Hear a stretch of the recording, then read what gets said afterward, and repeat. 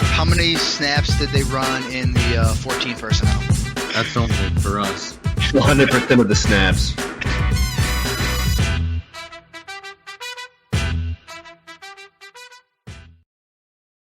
What's going on, everybody? Welcome into 14P Fantasy. I am your host, Justin Wright.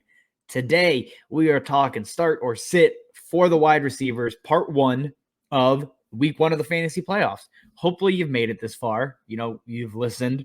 We've given you good advice, I like to think. Let's get into it in a second here. Before we do, though, remember to subscribe to the YouTube channel. Follow us over on Twitter at Justin_14P. And then at 14P_fantasy to find out whenever videos are dropping or hitting our YouTube channel. If you don't already, obviously, subscribe to notifications, which you should. Be cool.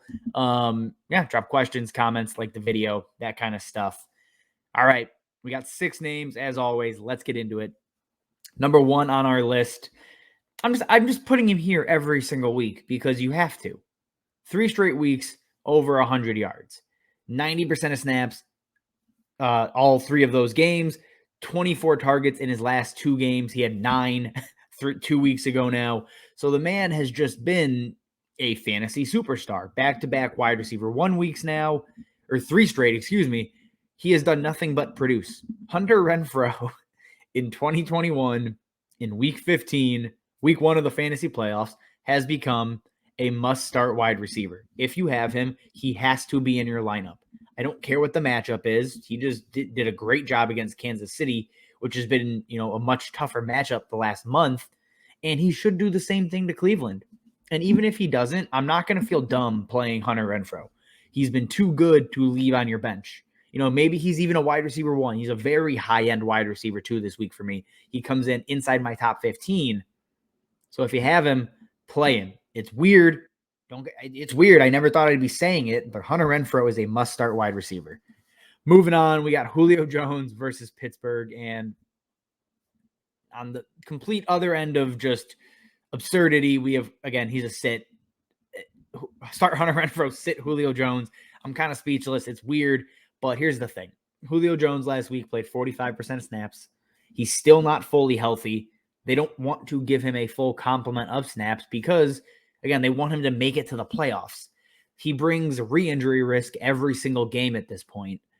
The volume in Tennessee is not great. The offense in Tennessee without Derrick Henry is obviously not great. No A.J. Brown as well, so teams can key on Julio when he is in the game even. It's just a bad situation. And Pittsburgh is not, it's not a bad matchup. It's not a good matchup, but Julio Jones is just not a guy I can trust in my lineups in the playoffs.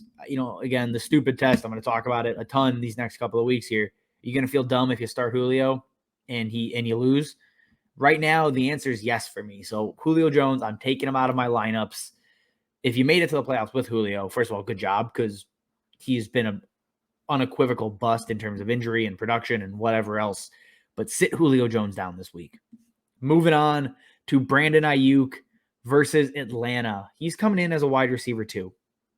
He has become the wide receiver 1, Kittle aside, the wide receiver 1 in San Francisco. Deebo Samuel, the last 3 games he has suited up. Obviously, he missed a game. But the last 3 games he has suited up, he has seen 7 total targets. Deebo Samuel, with the return of George Kittle, has basically become a running back with a little bit of pass catching volume. And that's fine. Deebo's still fantastic, not to knock him. But Brandon Aiyuk has become the wide receiver 1 here. 6+ targets, 4 straight games. He had 11 targets last week. The yards have not been great, but the volume is. And that's what I'm looking for out of my wide receiver 2, my flex. A guy that has the potential to get up to, 8 to 10 targets. A guy that has touchdown upside. Obviously, he scored last week. And in the right matchup can go for 100 yards. We know that's in Brandon Aiyuk's wheelhouse. So if you have him, I am playing him. He is the wide receiver 1 here. Obviously, Kittle is probably the first pass-catching option. But as far as wide receiver play goes, I am playing Brandon Aiyuk. I'm not also – don't hear what I'm not saying. I'm still starting Deebo Samuel if I have him. He's going into my lineups. But I like Brandon Aiyuk a lot this week. Moving on to Chase Claypool, and I tried. I tried to cut out his stupid-ass celebration and make that his picture here. but I don't get paid for this, and that would have taken me like an hour. So we get this picture instead. But Chase Claypool against Tennessee, I'm gonna play him again. All of the dumb decisions aside, Chase Claypool was good for fantasy last week and has been a flex play 3 of the last 4 games. He's seen 8+ targets 3 of those 4 games, and Tennessee is the second best matchup in football for wide receivers, on the season. Maybe they bench him to start the first quarter. That's fine. I do think Chase Claypool is talented enough, and this offense kind of needs him.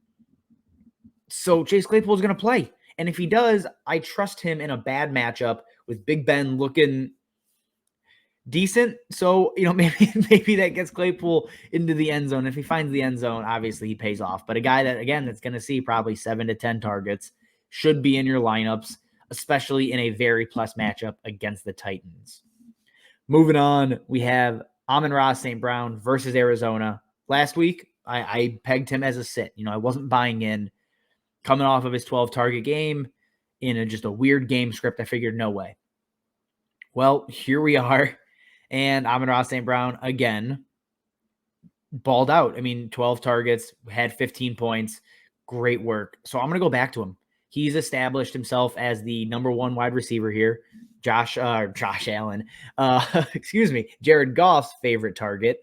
And while that doesn't mean a ton, I do think Amon-Ra St. Brown is a low-end flex play, a very high floor type of guy. And, if he sees those 12 targets again, he's going to break double-digit points. And in the playoffs, it may not be exciting. It may not be a week-winning type of performance, but I don't think he's going to bust. And that does mean a lot. I'll play Amon-Ra over Julio Jones. Again, a slot wide receiver over a guy on the outside, which is odd. But the volume's there, and that's what we're chasing here. He's the wide receiver 1 in Detroit. You got to play Amon-Ra St. Brown if you're in those deeper leagues. Moving to another wide receiver, Jerry Jeudy versus Pittsburgh. Judy's coming in as a sit. He's seen 12 or 6 targets each of his last couple of games here. The yardage isn't there. The touchdowns aren't there. It's low volume and it's low average depth of target, low air yards. That's just not a recipe for fantasy success. If he was seeing 12 targets a game like Amon-Ra St. Brown, then yeah, Jerry Jeudy, I'd play him for sure because the volume's there. But right now, you need him to break big plays on, targets that don't have a high probability of being huge plays. So it just doesn't match up well for fantasy. So if you have Jerry Jeudy, you can sit him. If you want to cut him, I get it. When are you going to trust him at this point in the year, especially in the playoffs? You're probably not. So if you want to cut him, go ahead. Cortland Sutton should already be on waivers. Who cares about that man? For a redraft, for Dynasty, if he's there, scoop him, easy. But yeah, you can't play Jerry Jeudy in the playoffs. All right, guys, that is all we have for you. 6 quick names there. Remember to subscribe to the YouTube channel, follow us on Twitter, hit the bell for notifications so you get all of our new videos. Like the video, comment, all the YouTube things. If you got questions, obviously, drop them and we'll answer them to get you guys ready for the playoffs. All right, as always, thanks for watching, and we will see you next time. How many snaps did they run in the 14 personnel? That's only for us. 100% of the snaps.